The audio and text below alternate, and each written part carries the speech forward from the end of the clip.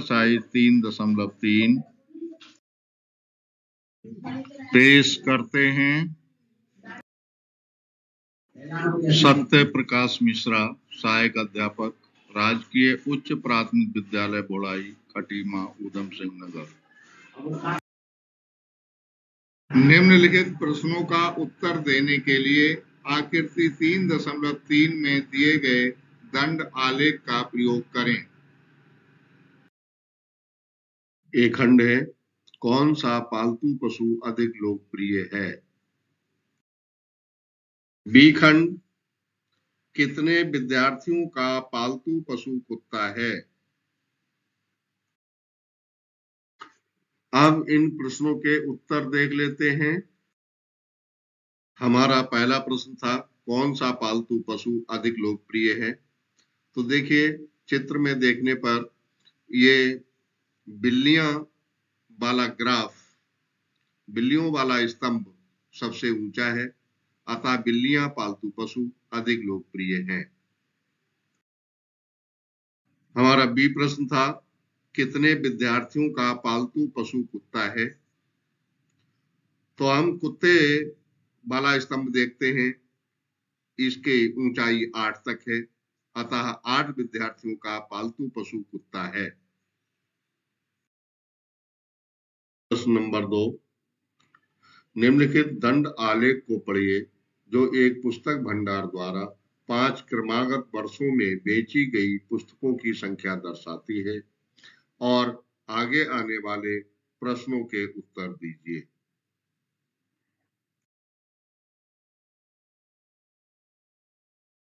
एक खंड, वर्षों 1989, 1990 और 1992 में से प्रत्येक में लगभग कितनी पुस्तकें बेची गईं। बी खंड, किस वर्ष में लगभग 475 पुस्तकें बेची गईं। सी खंड, किन वर्षों में 250 से कम पुस्तकें बेची गईं।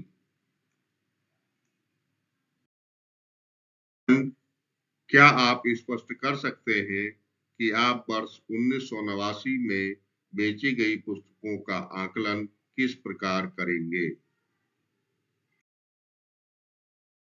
अब इनके उत्तर देख लेते हैं। हमारा पहला एक खंड था, वर्षों 1989, 1990 और 1992 में से प्रत्येक में लगभग कितनी पुस्तकें बेची गईं।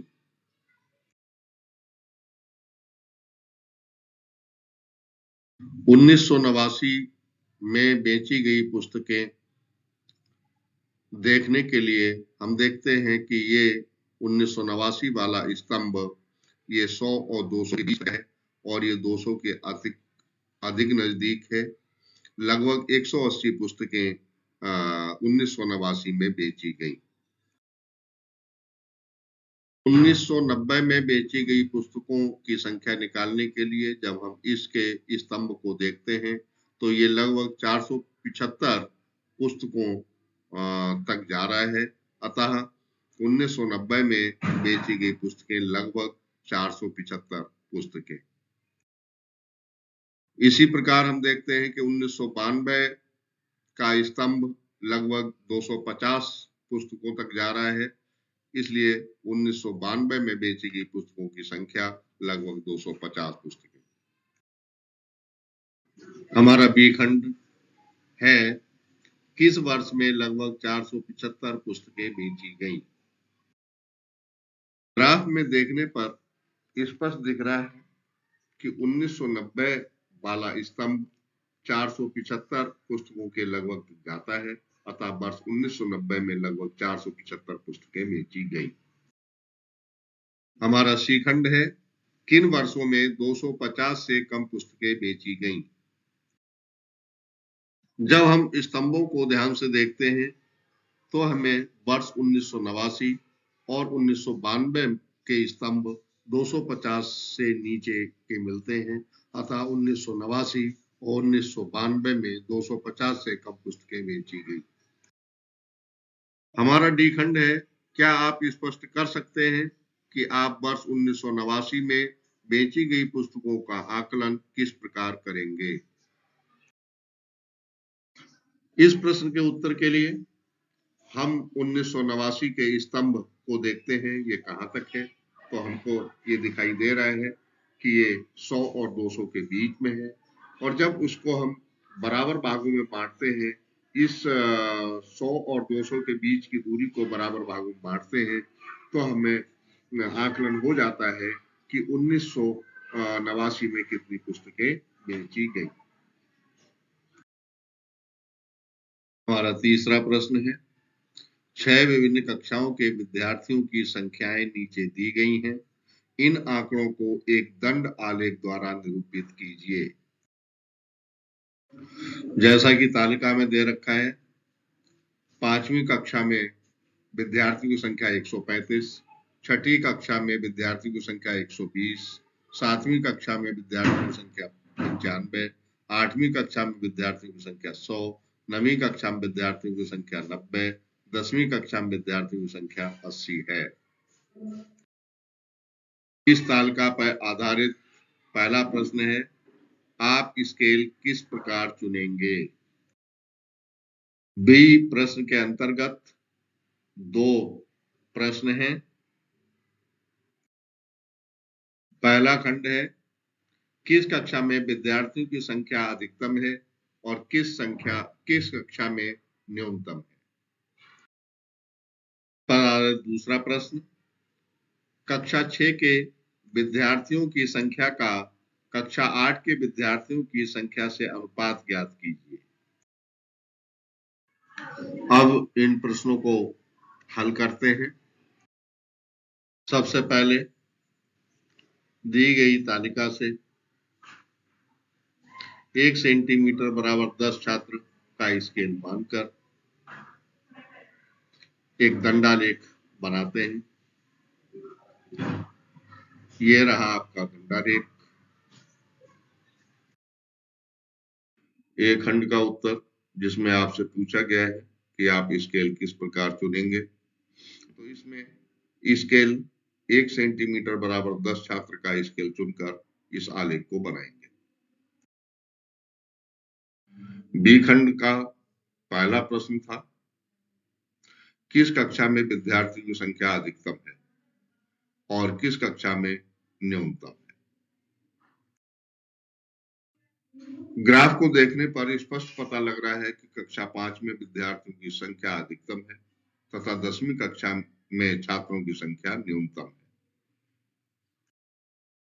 है। दूसरा खंड में प्रश्न था, कक्षा 6 के विद्यार्थियों की संख्या का कक्षा 8 के विद्यार्थियों की संख्या से अनुपात ज्ञात कीजिए। आइए इसको हल करते हैं। सबसे पहले हमने कक्षा 6 में विद्यार्थियों की संख्या बराबर 120 को नोट किया। फिर कक्षा 8 में विद्यार्थियों की संख्या को नोट किया। कक्षा 8 में विद्यार्थियों की संख्या बराबर है 100। अनुपात निकालने के लिए कक्षा 6 और कक्षा 8 के विद्यार्थियों की संख्या का अनुपात बराबर 120 अनुपात 100 लिखा। इस अनुपात को सरल किया तो हमें प्राप्त हुआ 6:5।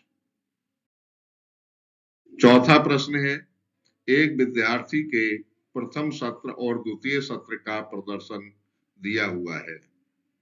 एक उपयुक्त स्केल चुनकर एक दोहरा दंड आलेख खींचिए और दिए गए प्रश्नों के उत्तर दीजिए। तालिका में प्रथम सत्र में अंग्रेजी में 67, द्वितीय सत्र में 70, हिंदी में प्रथम सत्र में 72, द्वितीय सत्र में 65, गणित में प्रथम सत्र में 88, द्वितीय सत्र में 95, विज्ञान में प्रथम सत्र में 81 और द्वितीय सत्र में 85 तथा सामाजिक विज्ञान में प्रथम सत्र में 73 और द्वितीय सत्र में 75 अंक प्राप्त किए। इस तालिका को बनाने के लिए 1 सेंटीमीटर बराबर 20 अंक का पैमाना मानकर इससे एक ग्राफ बनाया जो निम्न प्रकार है। इस ग्राफ पर आधारित पहला प्रश्न, किस विषय में विद्यार्थी ने अपने प्रदर्शन में सबसे अधिक सुधार किया है? ग्राफ को देखने पर पता लग रहा है कि गणित विषय में विद्यार्थी ने अपने प्रदर्शन में सबसे अधिक सुधार किया है। दूसरा प्रश्न है, किस विषय में सुधार सबसे कम है? ग्राफ को देखने पर पता लग रहा है कि सामाजिक विषय में सुधार सबसे कम हुआ है। तीसरा प्रश्न है, क्या किसी विषय में प्रदर्शन नीचे गिरा है? हाँ, हिंदी विषय में प्रदर्शन नीचे गिरा है। पांचवा प्रश्न है, किसी कॉलोनी में किए गए सर्वेक्षण से प्राप्त निम्नलिखित आंकड़ों पर विचार कीजिए। इसमें पसंदीदा खेल है क्रिकेट, जिसको 1240 व्यक्ति देखना पसंद करते हैं और 620 लोग भाग लेना पसंद करते हैं। बास्केटबॉल को देखना 470 लोग पसंद करते हैं और उसमें भाग लेना 320 पसंद करते हैं। तैरना में देखना 510 लोग पसंद करते हैं और उसमें भाग लेते हैं 320 लोग। हॉकी को 430 लोग देखना पसंद करते हैं और 250 लोग इसमें भाग लेना पसंद करते हैं। खेलकूद 250 लोग देखना पसंद करते हैं और 105 लोग इसमें भाग लेने का प्रयास करते हैं। इस पर आधारित एक खंड है, ये प्रश्न है, एक उपयुक्त स्केल चुनकर एक दोहरा दंड आलेख खींचिए। इस दोहरे दंडालेख को बनाने के लिए हम पैमाना 1 सेंटीमीटर बराबर 200 व्यक्ति मानकर इसको बनाएंगे। बी खंड है, कौन सा खेल सबसे अधिक लोकप्रिय है? ग्राफ को देखकर स्पष्ट किया जा सकता है कि क्रिकेट खेल सबसे अधिक लोकप्रिय है। प्रश्न है, खेलों को देखना अधिक पसंद किया जाता है या उसमें भाग लेना अधिक पसंद किया जाता है? जैसा कि ग्राफ से स्पष्ट है कि खेलों को देखना अधिक पसंद किया जाता है। छठा प्रश्न है, इस अध्याय के प्रारंभ में दिए हुए विभिन्न नगरों के न्यूनतम और अधिकतम तापमानों के आंकड़ों सारणी 3.1 को लीजिए। इन आंकड़ों का एक दोहरा दंड आलेख खींचकर निम्नलिखित प्रश्नों के उत्तर दीजिए। सारणी में नगर के नाम दे रखे हैं और अधिकतम तथा न्यूनतम तापमान दे रखा है।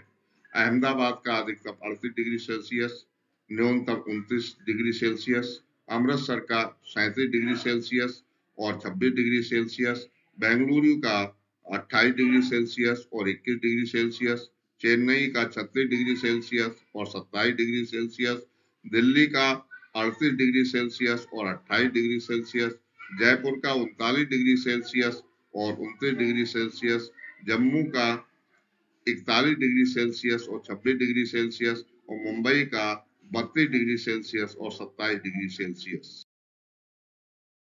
अब उत्तर नंबर 6 देखते हैं। पहले दिया गया ग्राफ बनाते हैं।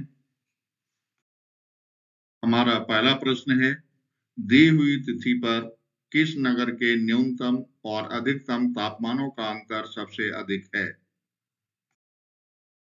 उत्तर है, दी हुई तिथि पर जम्मू नगर के न्यूनतम और अधिकतम तापमानों का अंतर सबसे अधिक है। दूसरा प्रश्न है, कौन सा नगर सबसे गर्म है और कौन सा नगर सबसे ठंडा है? ग्राफ को देखने पर स्पष्ट है कि जम्मू नगर सबसे गर्म और बेंगलुरु सबसे ठंडा नगर है। प्रश्न है, ऐसे दो नगरों के नाम लिखिए जिनमें से एक का अधिकतम तापमान दूसरे के न्यूनतम तापमान से कम था। ग्राफ को ध्यान से देखने पर ज्ञात होता है कि बेंगलोर का अधिकतम तापमान अहमदाबाद और जयपुर के न्यूनतम तापमानों से कम है।